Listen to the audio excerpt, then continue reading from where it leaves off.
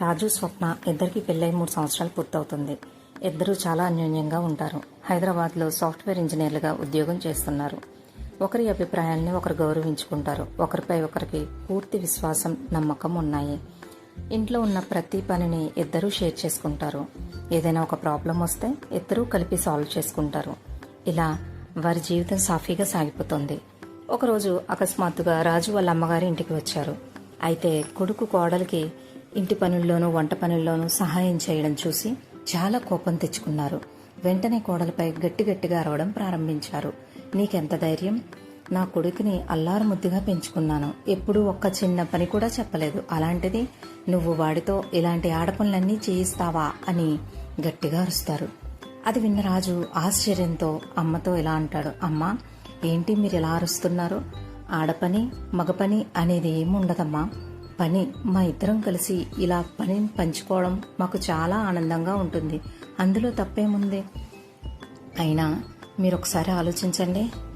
ఒకప్పుడు మీరు నాతో చాలాసార్లు చెప్పి బాధపడ్డారు. నేను ఎంత పని చేస్తున్నా మీ నాన్న చిన్న సహాయం కూడా చేయరు, నా అభిప్రాయాలకి విలువనివ్వరు అని. మరి అలాంటిది మీ కోడల విషయంలో మీరు ఎందుకు ఇలా ప్రవర్తిస్తున్నారు? తప్పమ్మా, అల్లారు ముద్దుగా పెంచుకున్నాను అంటున్నారు. మరి వాళ్ళ తల్లిదండ్రులు మాత్రం తనని అల్లారు ముద్దుగా పెంచుకున్నారా?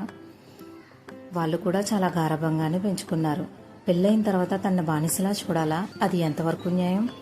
అయినా ఇలా చిన్న చిన్న పనుల్లో భార్యకి సహాయం చేస్తూ టైంని స్పెండ్ చేస్తూ ఉంటే వాళ్ళతో వాళ్ళు ఎంతో ఆనందంగా ఉంటారు. ఎందుకంటే భార్యలకి ప్రపంచమంతా భర్త, ఇల్లు, పిల్లలు ఇదే. మాకన్నా బయటికి వెళ్ళి ఫ్రెండ్స్, పార్టీలు, ఫంక్షన్స్, ట్రిప్పులు ఇలాంటివన్నీ ఉంటాయి. కానీ భార్య మాత్రం ఎక్కడికన్నా వెళ్ళాలి అంటే తన భర్త ఉంటే బాగుండు, తనతో మాట్లాడితే బాగుండు, తనతో మాటలు పంచుకుంటే బాగుండు, టైం స్పెండ్ చేస్తే బాగుండు ఇలా కోరుకుంటుంది తప్ప వేరే ఏమీ కోరుకోదు. ఆ చిన్న పని కూడా మనం చేయలేనప్పుడు ఇంకెందుకమ్మా పెళ్లి చేసుకోవడం? వాళ్ళ అభిప్రాయాలని మనం గౌరవించాలి. చిన్న చిన్న పనుల్లో సహాయం చేయాలి. వాళ్ళతో సరదాగా టైం స్పెండ్ చేయాలి. కబుర్లు చెప్పుకుంటూ నాకు ఇలాంటి పనులు తనతో కలిసి చేయడం చాలా ఇష్టం. దాన్ని నేను కూడా ఆస్వాదిస్తాను. దయచేసి ఇంకెప్పుడు మీరు ఇలా అనకండి. అయినా ఇదే పని బావ చేస్తే అక్క విషయంలో చాలా ఆనందపడతారు. మరి కొడుకు కోడలికి చేస్తే తప్పేముందమ్మా? కొడుకును ఒకలాగా, అల్లుడిని ఒకలాగా చూస్తూ కూతుర్ని ఒకలాగా, కోడల్ని ఒకలాగా చూస్తున్నారు మీరు. ఇంకా అలా చూడడం మానండి అని చెప్తాడు. అది విన్న ఆమె కూడా తన తప్పును తెలుసుకుని మౌనంగా వెళ్ళిపోతుంది.